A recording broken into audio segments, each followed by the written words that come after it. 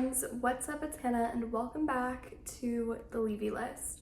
In today's video, we are going to go over how you can get into reading. Now, the media landscape and how social media has affected reading recently over the past, I want to say 5 years, has completely changed how people look at reading. We have BookTube, we have Book Talk, we have Bookstagram, we have Goodreads and the Storygraph and Fable and all of these different media outlets for reading. Reading has really blown up in an extraordinary and beautiful way. As a lifelong reader, I am someone who is so grateful that reading and the art of storytelling has just sort of exploded in this way. It matters so much to me because I honestly for a long time was really afraid of what storytelling in the form of writing was going to turn into or look like, and seeing the return of the physical book really blowing up. We're seeing new independent bookstores, we're seeing Barnes & Noble expand again. We're just seeing so many incredible things going on with the entire bookish landscape. So many different Etsy creators have blown up for their amazing merchandise. It's just a really incredible thing. And with that, I'm also finding there are a lot of people I'm meeting who are looking to get into reading. Now, I feel as though I'm pretty qualified on this subject. As I said, I am a lifelong reader. I also have my BA in English creative writing, so I have looked at the literature and the writing side of storytelling my entire life, and I really took it upon myself to study both creative writing and literature in college. This is like truly a very beginner video. This is for the people who say, oh, like I haven't read a book since high school or middle school, or I never really read, I just used Spark Notes, but now you're thinking about getting into reading. I am so grateful that I know people and have been able to help people get into reading over the past few years in my personal life. And this video came from a really natural place of being so excited for more people to get excited about books. Don't be shy when it comes to asking for guidance, for help, for finding a book that you like. Go to your friends who read, go to your local librarian, go to your bookseller at whatever independent bookstore you prefer, or if you prefer Barnes & Noble. Go ask questions. People who read, I'm telling you, are so excited to tell you about their favorite book. Every single reader that I know is dying to talk about books. So you are not hindering them or being a nuisance or annoying. You are actually allowing them the opportunity to talk about a hobby that they love, that they're excited about, and to talk about stories that matter to them.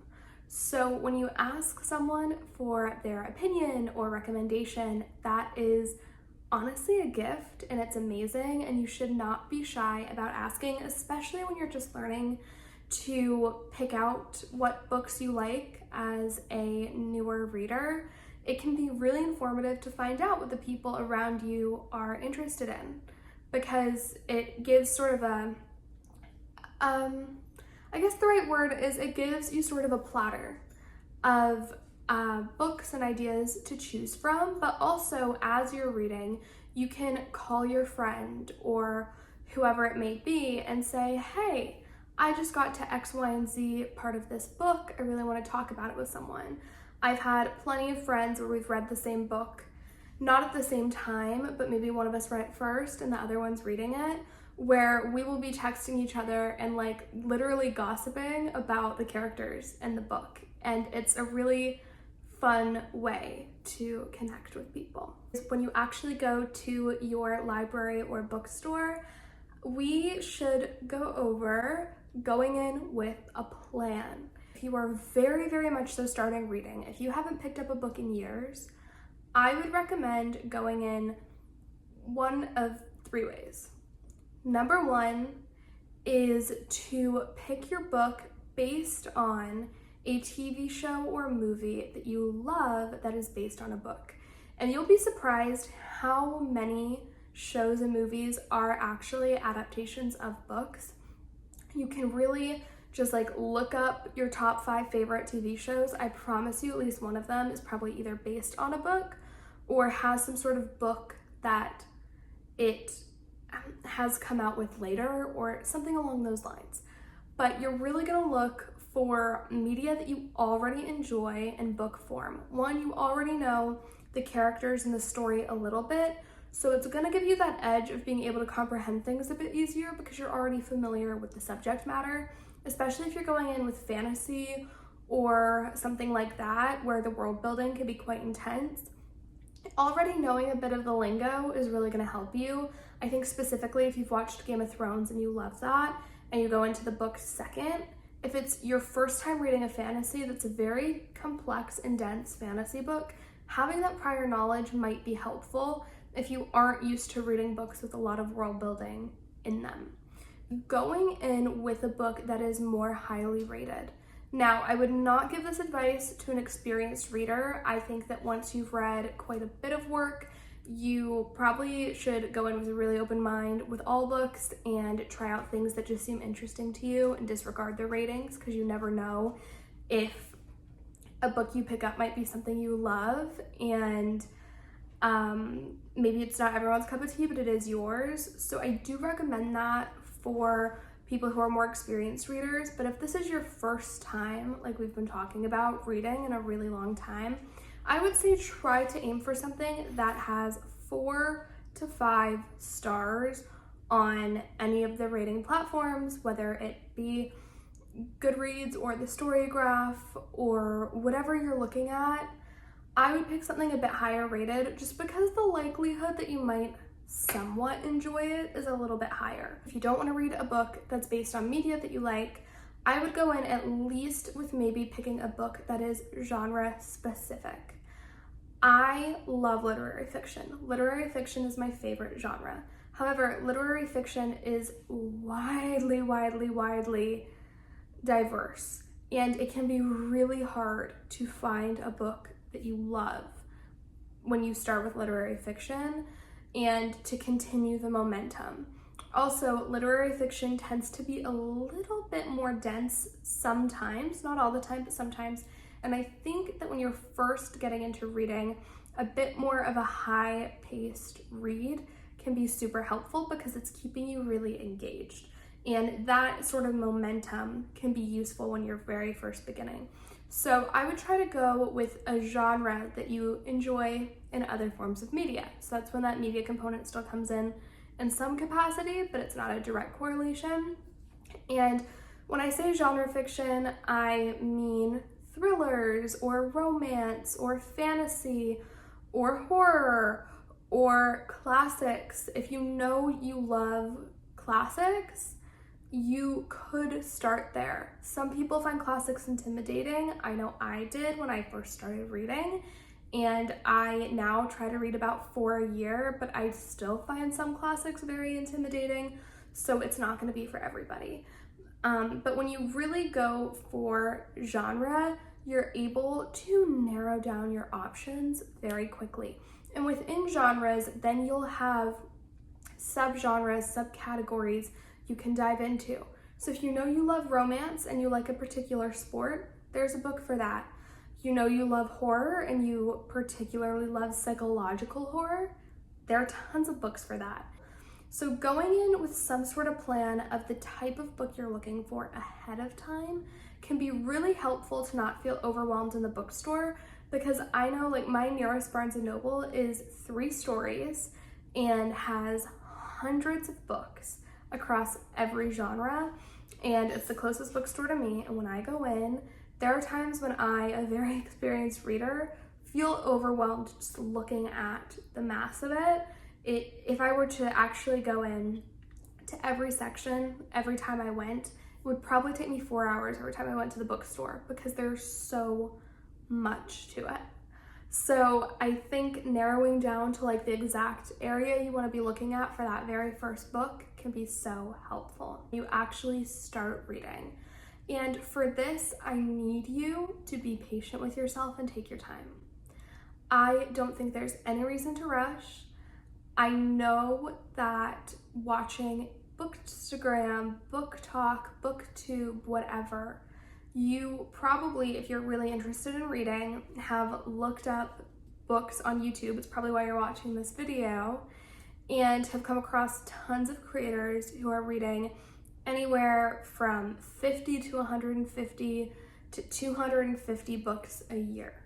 And what I want to say about that is nowhere close to the American average. Currently, the average American reads 4 books a year. So if you are first getting into reading, take your time with your first book. You don't need to finish it in a day, a week, a month. You can really, really take your time with it. And the second thing I would say is, for the first one, I would just focus on reading and comprehending the story. If you want to annotate, that's great. If you don't know where to begin, I'd be happy to make a video on that. But I don't think it's necessary for your first book. I really think that enjoying it is more so the important part. I would work more on finding the places you like to read. Do you like to be sitting on the couch? Do you like to read before bed? Do you like to do 10 pages a day? Or do you like to sit down and really commit for a weekend? Do you like just picking it up every once in a while? Do you like really trying to read every day? Like what system works for you? Do you like to read outside? Do you like to go to the park or a coffee shop?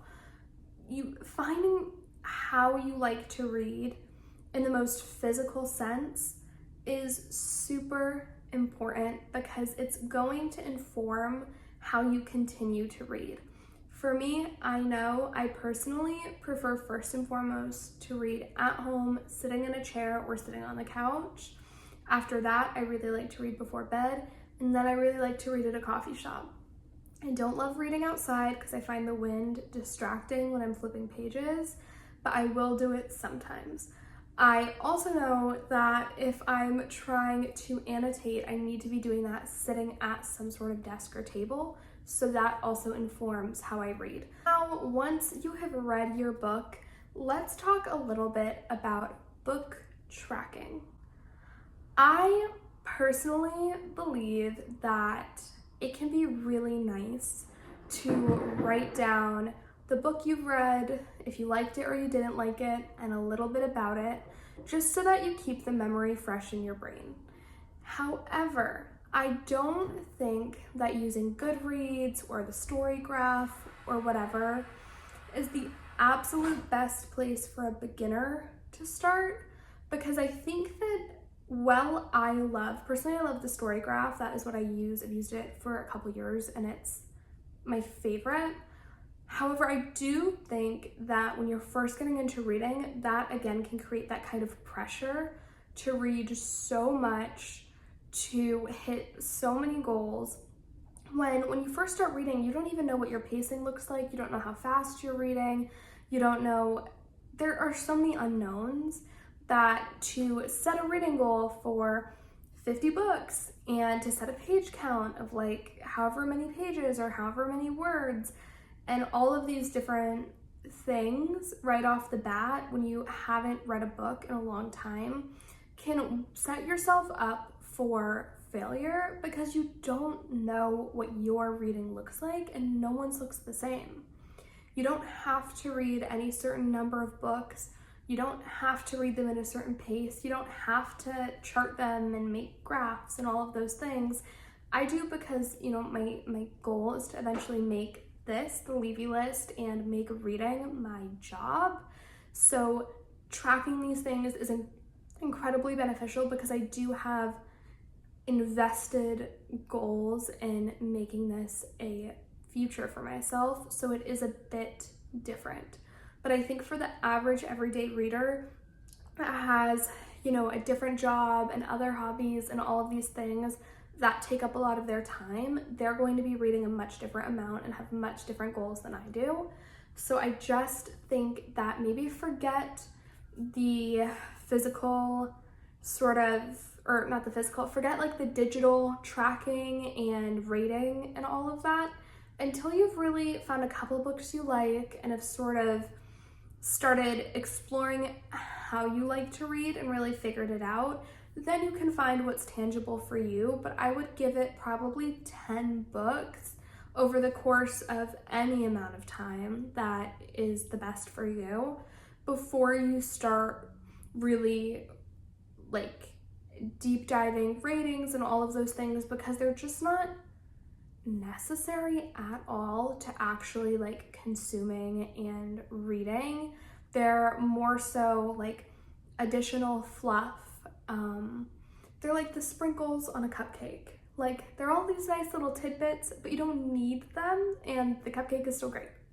So that is kind of how I think about all of that. But I do recommend in like your notes app of your phone or in your planner or journal, wherever you write little notes down, just writing down what book you read and what you thought about it in like a sentence or two, and maybe the time frame you read it in, just so that when you're talking about it in conversation or you want to refer back to it or whatever it is, you do have a general consensus of what you thought about the book. And that is all for today's video. Thank you so much for watching the Levy list, and please don't hesitate to subscribe and share this video if you know someone who is getting into reading for the very first time. If you are a first-time reader and have questions for me, please, please, please leave them in the comments.